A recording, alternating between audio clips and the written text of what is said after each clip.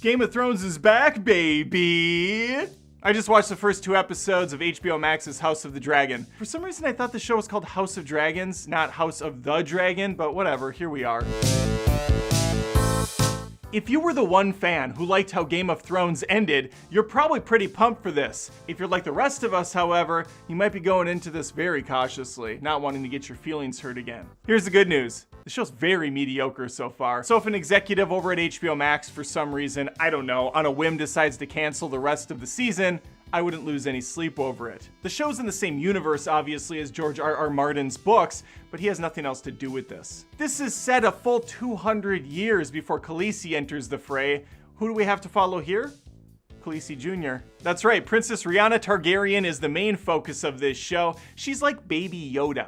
She's not really Khaleesi, she just looks like her and has the same bloodline. That's right, Khaleesi fans, House of the Dragon features another strong female lead! And honestly, it's about time. Jokes aside, Khaleesi was my favorite character from Game of Thrones. I think she was a lot of people's favorite character until they ruined her in the last season. So maybe this is like a second chance. My first impressions of the show, not great. Game of Thrones hooked me pretty early on. In fact, the opening scene with the forbidden love taking place in the tower as they realize they're being watched and push the little Stark kid out the window to take him out of commission. That was some brutal shit. And a great introduction into this world, how nobody is safe, how people will turn on one another, cut each other's throats to save their own skin. Sometimes having to cut off their own skin because it's infected with some weird scale stuff.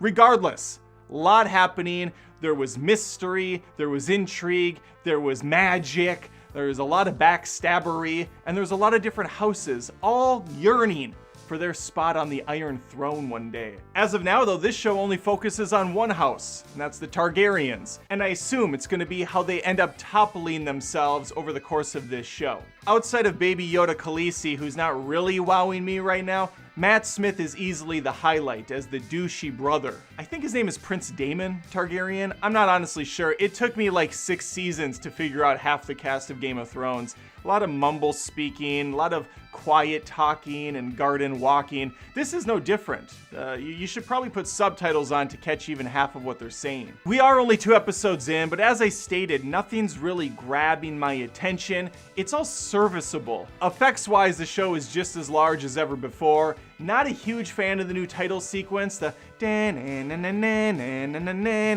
mean, I appreciate that they brought the song back. Maybe they could have tweaked it a little for the new series.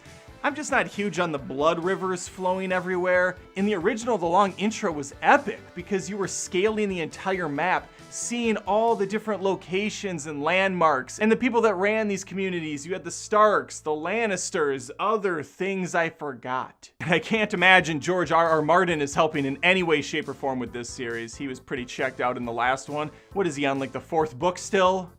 What is this guy doing? There's no way he's finishing this series. He'll be dead long before he gets it done. That's probably sad for some people to hear, but it's honestly the truth. I mean, I'm sure someone else can take up the mantle and finish the thing for him, as long as it's not the dudes that wrote the final season of Game of Thrones. Clearly, they have a big budget for the show. They're not scaling back. Although I will say episode 2 had some very questionable CG. A lot of bad green screen when they were walking up to that other castle. Oof, that was bad. So as of right now, I'm cautiously cautious. I wouldn't say cautiously optimistic. I'm not optimistic at all. I saw what they did to the last series. I know it's different showrunners, writers, and whatnot. I'm still burned. I'm still sour. So this really has to do something to wow me and get me back, but right now they're just kind of lulling me through the episode. I am making it through though without falling asleep, so I guess that's something.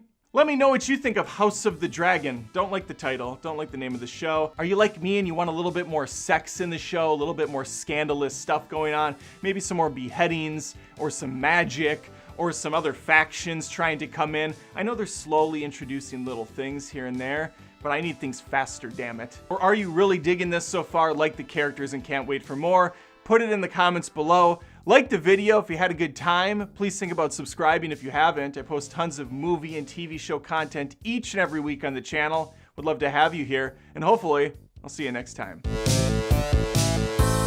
Since you stuck around, I might as well promote some of my other content. You can find me on Twitch at twitch.tv/AdamDoesMovies. Not only do I stream myself playing some video games with some buddies, I also every week am now going to start editing this show here so you can see the behind the scenes process of what goes down, and how it actually takes quite a bit longer to make one of these episodes than you might think. If you want faster content, I'm on Twitter, I'm on TikTok at AdamDoesMovies, or hey, if you really like the show, maybe think about becoming a supporter via Patreon or right here on YouTube via the join button. You get access to 300 exclusive videos and counting, so that's worth it alone, I think.